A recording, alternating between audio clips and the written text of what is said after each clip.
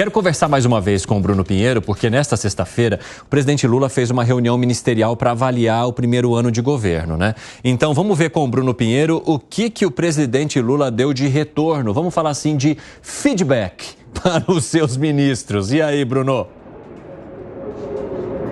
É final de semana chegando, dia de acertar as contas, né? E aí, numa segunda reunião com os ministros de áreas sociais, áreas importantes do governo Lula, se reuniram então aqui no Palácio do Planalto. Em relação ao PIB, a esse desenvolvimento, Lula afirmou que no ano que vem isso será muito melhor. E ele fez uma resposta que chamou a atenção. Lula fez uma certa reclamação que este ano teve muitos feriados longos ao longo de todo este ano. E diante de vários feriados, isso acabou dificultando este desenvolvimento. No ano que vem, já tem este calendário que os feriados vão acontecer aos finais de semana. E isso será ótimo na visão do governo Lula. Vamos ouvir e acompanhar um pouco mais do que Lula respondeu aos seus ministros durante este encontro nesta sexta-feira aqui no Palácio do Planalto.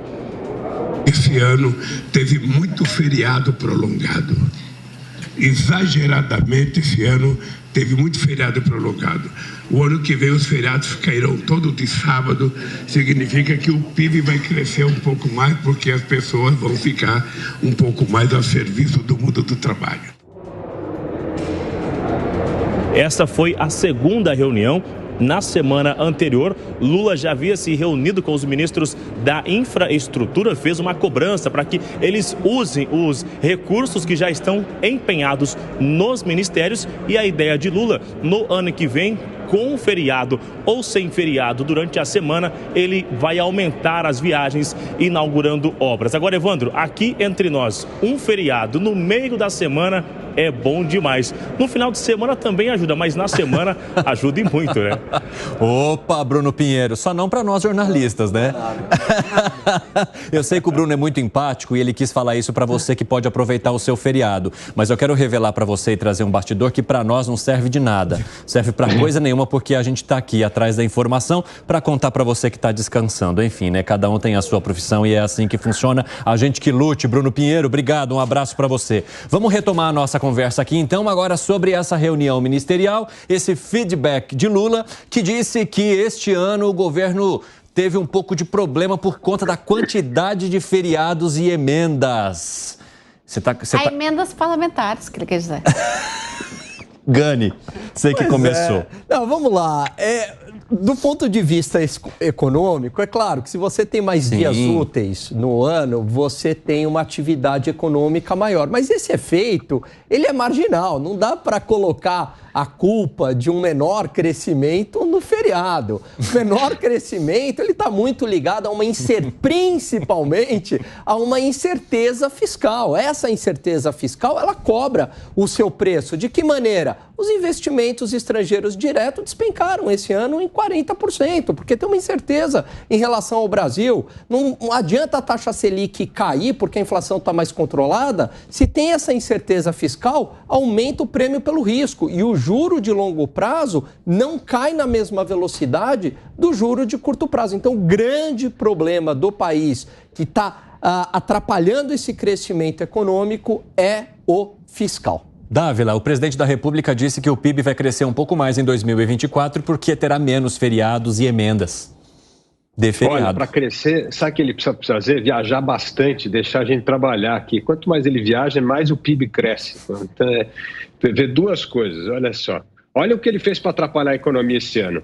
Primeiro, mandou um decreto para acabar com o marco do saneamento básico, quando o saneamento precisa atrair aí mais de 700 bilhões de reais para conseguirmos atingir a meta de saneamento universal até 2033. Atrapalhou, o Congresso derrubou e agora os investimentos começam a voltar. Depois, mudou-se a lei das estatais e, de novo, colocaram um monte de política incompetente em conselho estatal. Sabe o que aconteceu com o lucro da Petrobras? Caiu 40% já, só com a politização da era PT, não tem nada a ver com o governo passado. A Langani acabou de trazer um número aí dos investimentos, caiu mais de 40%. E isso o governo não tem culpa nenhuma, é o feriado. É inacreditável. Então, para o Brasil recuperar essa confiança na economia, os investidores recuperar a confiança no país, é preciso ter previsibilidade das regras do jogo, é preciso o governo PT se reconciliar com o mercado e não ficar tratando o mercado como um bicho-papão que cria distorções, que prejudica a vida dos mais pobres, essa retórica antiga, ultrapassada, que não ajuda em nada ao Brasil fazer duas coisas fundamentais: abrir a economia, aumentar a competitividade e a produtividade. Fala, Gustavo Segré. Quando você avalia esse impacto dos feriados, depende de qual o seu setor. Porque, por exemplo, um feriado pode ser uma coisa ruim para quem deve vender ou para quem deve produzir, mas fala de um feriado prolongado, por exemplo, para o setor turístico. Hoteleria, restaurantes, é fantástico para eles. Por quê? Porque traciona muita gente que, se não fosse pelo feriado, não estaria na cidade nesse dia.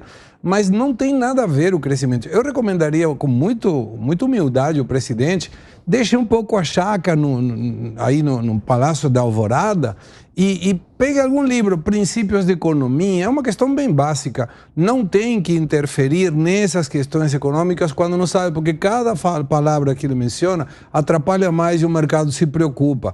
Quando você vê a projeção de crescimento, desse ano está em torno de 2,9%, com muita sorte, de repente 3%. Já para o ano que vem, 1,5%.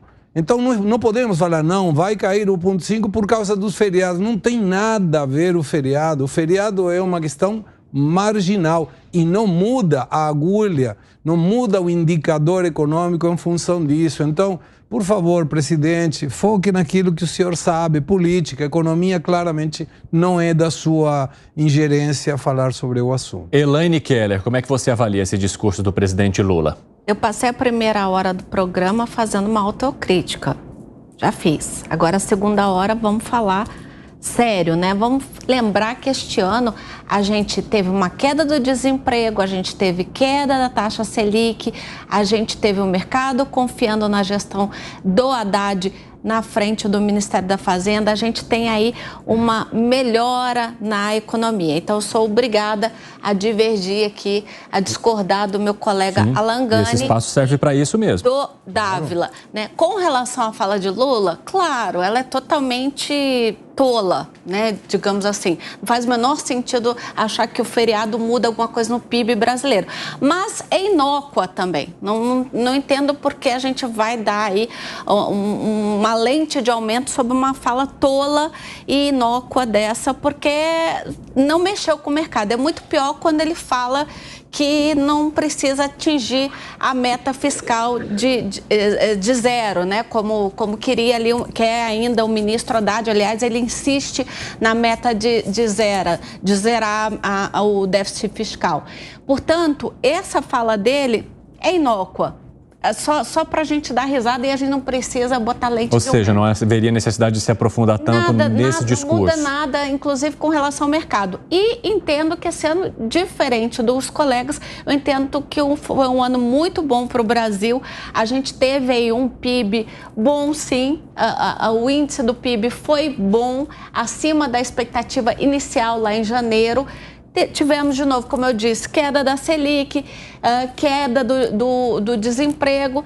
Acho que a gente está remando bem. O que a gente precisa agora para ajustar o carro? Vamos lembrar que a reforma tributária é uma reforma de direita, que o governo Lula, progressista, pegou as rédeas, né? Então, a gente precisa lembrar que o Lula está bancando caro para essa reforma sair, né? Inclusive, com tudo aquilo que a gente falou aqui no início, com cargos, com emendas parlamentares, mas está levando adiante uma reforma que é uma pauta da direita e que o antigo ministro da Fazenda, senhor Paulo Guedes, pulou essa reforma. Ele queria a CPMF, que é mais fácil voltar com a CPMF, né, para obter receita do que fazer reforma tributária. Quem pegou de braço forte essa reforma foi o governo Lula. E ele está pagando caro por isso. Então, senhores, a questão dos gastos fiscais, vamos nomeá-la.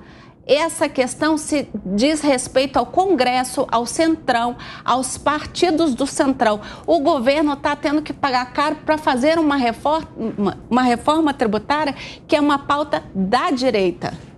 Aqui a gente estava igual na sala de aula. Sabe quando um aluno está falando e o outro já levanta a mão antes mesmo dele começar a falar e fica com a mão levantada até o fim, a quinta série B, vocês se lembram disso? Sim. A gente estava aqui com o Alan Gani. A Elaine começou a falar, ele já levantou a mão. Desde então ele não baixou mais.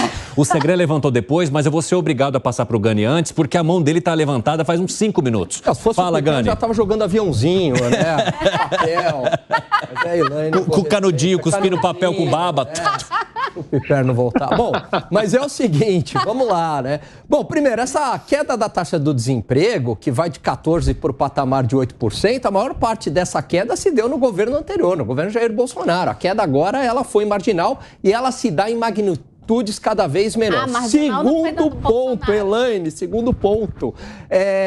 Inflação, de fato, tem o controle da inflação e queda da taxa de juros. Isso se deve a um Banco Central independente aprovado em 2020, também governo Jair Bolsonaro.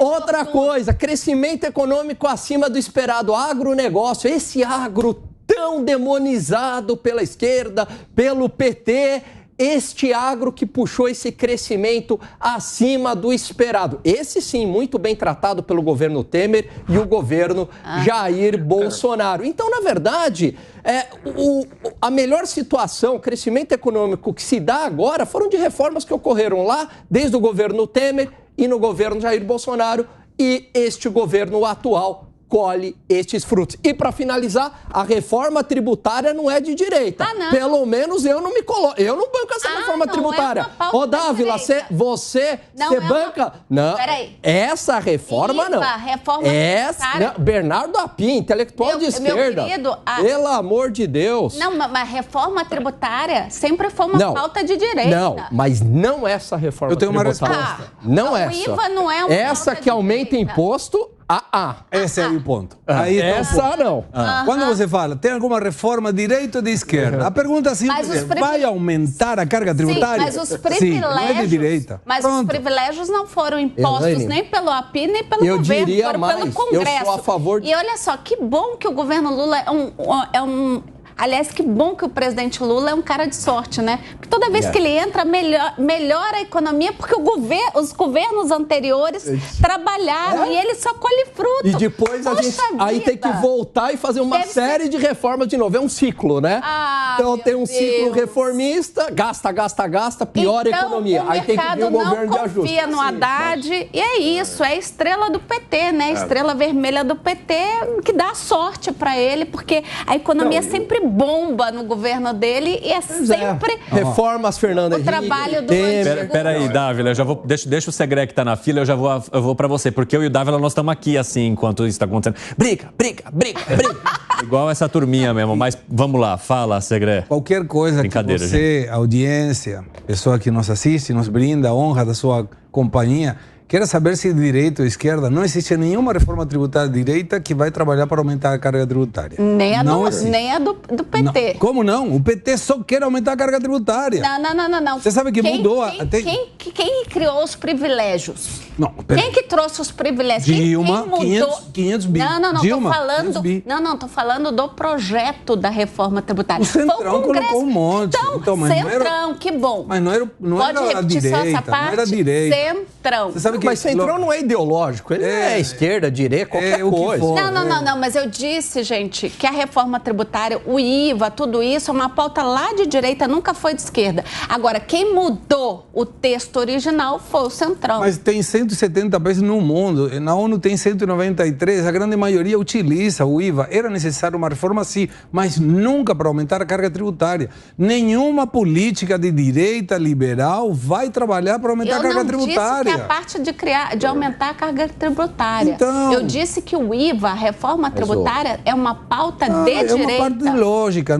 Para mim, essa questão não tem a ver com ideologia. Mas uma coisa sobre o teu comentário. O Lula teve muita sorte? Sim. No primeiro governo, sobretudo, ele pegou uma onda muito forte, internacionalmente falando. Quando foi a crise da subprime dos Estados Unidos em 2008, voltou de novo a ter sorte também. Mas não é um desmérito isso. O grande problema para esse governo agora é que não é o mesmo Lula daquela época e que está pegando essa sorte no primeiro ano. No segundo, no terceiro e no último, vai ser difícil manter essa sorte. Tomara que dê certo, não por uma questão crítica a uma ideologia. Todos aqui vivemos no Brasil e queremos que o Brasil esteja bem. Eu não quero o ruim de qualquer governo, porque eu pago as consequências por essa ruindade. Então eu desejo o melhor. O problema é que a gente vê que não está indo para esse caminho. Então, esses indicadores desse ano não garantem o sucesso do ano que vem. Só para lembrar a nossa audiência, né? A crise do subprime foi aquela crise da bolha imobiliária que estourou nos Estados Unidos lá em 2008 e que trouxe consequências intensas para o país e para o mundo todo, porque a gente está falando da maior economia aí do mundo. Fala, Luiz Felipe Dávila. Não, a primeira coisa de esclarecimento para a nossa audiência é que Lula é o mestre do Centrão. É ele o mestre do Centrão. Ele que abriu o balcão de negócio, ele que loteou o governo, ele que trouxe essa turma para dentro do governo. E por ser o mestre do Centrão, é defensor do corporativismo. Porque se fosse o Lula de 2002, 2003, teria entendido, por exemplo, que o maior programa socioambiental que renderia muitos votos e apoio ao PT é justamente a meta de universalização do saneamento básico. Ele estaria fazendo força para aumentar o investimento privado no saneamento básico. Mas o que ele vai fazer? Defender o oligopólio de estatais incompetentes que deixa metade da população sem esgoto tratado. A mesma coisa das estatais. A Petrobras teve o seu maior valor de mercado. De novo, a politizar as estatais fez com que a companhia, a joia da coroa do Brasil, teve uma queda de 40% no lucro. Então, é ele, o mestre do Centrão. Ele negocia para proteger o interesse das corporações e da turma que pressiona o Estado. Porque se ele tivesse com esse apelo antigo, ele estaria votando a favor dessas matérias, apoiando essas matérias fundamentais, porque é isso que geraria emprego, atrairia investimento e resolveria um dos maiores problemas sociais do país. Querido Dávila, eu concordei com você a semana inteira, mas vou ter que terminar na sexta-feira discordando. Quer dizer que, então, o governo Bolsonaro não negociou com o Centrão. Essa é uma novidade que o Lula criou agora, uma artimanha do Lula, é isso? Não, né? O Bolsonaro negociou com o Centrão também, não estou dizendo que não negociou. E a reforma tributária... Alan Gani, a pauta mais importante para ele, que era uma socioambiental, que é a questão do saneamento, resolve uma questão social, resolve uma questão fundamental de reduzir mortalidade infantil. É uma pauta perfeita para a esquerda. Tá. O que ele faz? Sabota a pauta. Pois é, mas então, aí eu só vou colocar uma pimenta, tá, Alan Gani? De fato, a reforma tributária não é uma pauta que interessa à direita, não. Inclusive, o Ciro Nogueira foi ao palanque do Congresso, não só votou a favor, como defendeu, enquanto Jair Bolsonaro foi lá para tentar atacar a reforma. Mas o Ciro Nogueira deve estar errado, né? Não, mas o Ciro Nogueira representa muito mais o Centrão do que a direita. O Bolsonaro... não, mas ele não foi chefe da Casa Civil do Bolsonaro? Mas ele é do Centrão, não estou negando isso. O Bolsonaro, ele se aliou ao Centrão para ter essa governabilidade. Então tá bom. Agora, muitas pessoas da direita, isso no meio político, no meio intelectual, no meio acadêmico, enfim... são contra esta reforma tributária do jeito que ela foi desenhada, porque é um IVA, né? Tudo bem, o IVA é adotado na maior parte dos países do mundo, Elaine, mas é o maior IVA do planeta. E que traz um aumento de imposto, serviço, por exemplo, médico, advogado. Eu fiz uma conta, Dávila, ontem, né? Mesmo com os 30% de benefício em cima dos 27%, se é que vai ser 27%, às vezes vai ser mais. O imposto para médico vai de 19% para 27%, a 30%. Mas o a discussão não acabou ainda. Então, veja... O Alan Gani virou paisano? Ele já sabe qual é a taxa? Não, mas é que estão se falando em 27%. Estão falando em 27%. Estão falando. Estão falando, não, é o que está se falando no Congresso Nacional, Elaine, 27%. Mas não foi votado, não foi homologado. Então, assim, a direita, ela não vai defender reforma tributária a qualquer custo. Reforma tributária que traga aumento de tributação e que fira o pacto federativo, essa direita ela não vai defender esta reforma tributária. Agora, enxugamento do Estado, redução de impostos, um Estado mais eficiente, aí sim a direita vai defender. Quem é a direita hoje? Só o PL. Não, eu não sou dessa direita. Não, você tem algumas pessoas do PL, pessoas do Novo, né? A direita ela está dispersa em alguns partidos, mas muita gente no PL, muita gente no Novo. Eu tenho certeza, por exemplo, que o Marcel Van Hatten, que está no Novo, ele não defende essa reforma tributária do jeito que ela